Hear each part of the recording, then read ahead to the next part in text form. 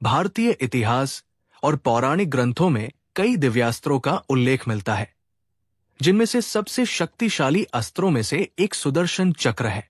ये भगवान श्री कृष्ण का दिव्य हथियार था, जिसे अजेय और अपराजेय माना जाता था। आधुनिक विज्ञान के दृष्टिकोण से यदि इसका विश्लेषण करें, तो इसके पीछे कई रहस्यमय वैज्ञानिक तथ्य छिपे हुए हैं।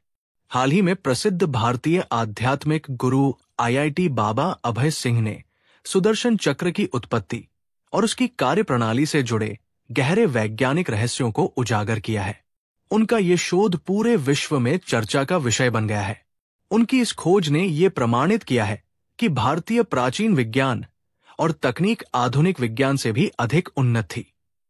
आईआईटी बाबा अभय सिंह ने अपने शोध में बताया कि सुदर्शन चक्र भगवान शिव द्वारा प्रदान किया गया था। इसके निर्माण में भगवान विश्वकर्मा की महत्वपूर्ण भूमिका थी, जो कि देवताओं के प्रमुख वास्तुकार थे। एटी बाबा ने बताया, सुदर्शन चक्र का उल्लेख वेदों, पुराणों, महाभारत और रामायण जैसे प्राचीन ग्रंथों में मिलता है। ये एक ऐसा दिव्य अस्त्र था जिसे सिर्फ भगवान विष्णु और उनके अवतारों ने ही धारण किया था। विष्णु पुराण, इसमें बताया गया है कि सुदर्शन चक्र स्वयं भगवान विष्णु का अंग है। महाभारत, श्री कृष्ण ने कई युद्धों में सुदर्शन चक्र का उपयोग किया, जैसे कि शिशुपाल वध, जरासंध का पराजय आदि। रामायण, भगवान विष्णु के अवतार श्रीराम ने सुदर्शन चक्र का आह्वान किया था। एटी बाबा ने बताया, जब भगवान विष्णु ने महादेव की घोर तपस्या की, तो भगवान शिव ने उन्हें प्रसन्न होकर सुदर्शन चक्र प्रदान किया। एटी बाबा ने बताया, इसे भगवान विश्वकर्मा ने सूर्य के तेज को संचित करके तैयार किया था। एटी बाबा ने बताया, सुदर्शन चक्र को कालचक्र भी कहा जाता है, क्योंकि इसे नियंत्रित करने के लिए समय और अंतरिक्ष की गहरी समझ आवश्यक थी।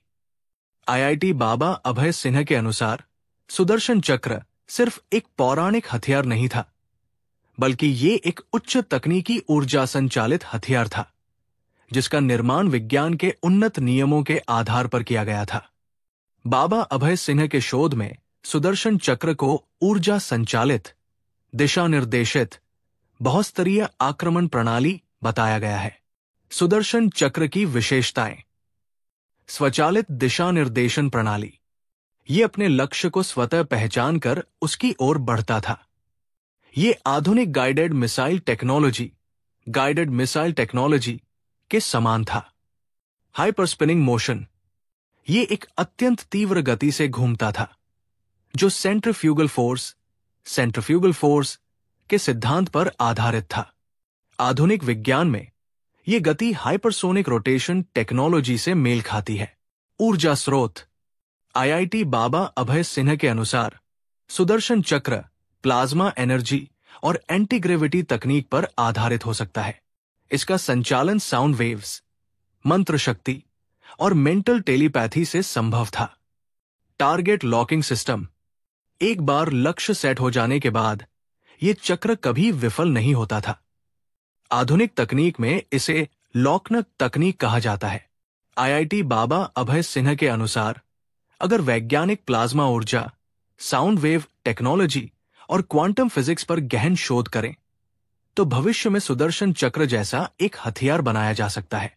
सुदर्शन चक्र सिर्फ एक पौराणिक अस्त्र नहीं, बल्कि एक उच्च तकनीकी वैज्ञानिक हथियार था। आईआईटी बाबा अभय सिन्हा की खोज से यह स्पष्ट होता है कि भारत का प्राचीन ज्ञान विज्ञान और तकनीक में कहीं अधिक विकसित था। आईआईटी बाबा अभय सिन्हा के अनुसार पौराणिक कथाओं के मुताबिक भगवान शिव ने सुदर्शन चक्र बनाया था और फिर इसे भगवान विष्णु को दिया था।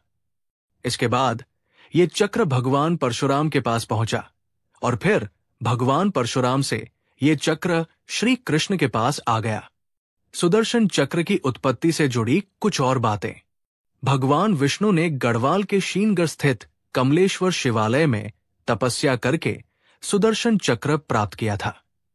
भगवान विष्णु ने राजा अम्बरीश को उनकी भक्ति के लिए पुरस्कृत करने के लिए सुदर्शन चक्र का वरदान दिया था। भगवान विष्णु ने सुदर्शन चक्र का इस्तेमाल राहु का सिर काटने और समुद्र मंथन के दौरान आकाशीय मंदार पर्वत को काटने के लिए भी किया था। सुदर्शन चक्र एक गोलाकार अस्त्र है जो आकार में लगभग 12 से 30 सेंटीमीटर व्यास का है। सुदर्शन चक्र में 2 पंक्तियों में लाखों कीलें विपरीत दिशाओं में चलती है, जो इसे एक दांतेदार किनारा देती है। सुदर्शन चक्र को ब्रह्मास्त्र से भी कई गुना ज्यादा ताकतवर अस्त्र माना जाता है।